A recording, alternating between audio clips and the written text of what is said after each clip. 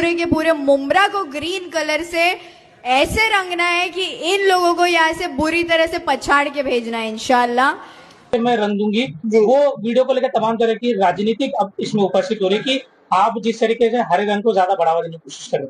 Yes, इसीलिए बढ़ावा देने की कोशिश कर रहे हैं क्योंकि हमारा झंडा जो है वो हरा रंग का है।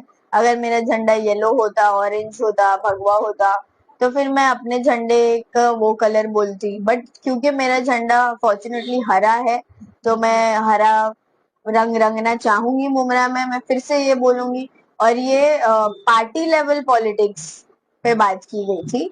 अब इसको ऑपोजिशन ने रिलीजियस पॉलिटिक्स जो वो खेलते हैं ना, उन्होंने इसको कम्युनल पॉलिटिक्स बना दिया। ये किसी कम्युनिटी से कोई कलर का लेना देना नहीं है।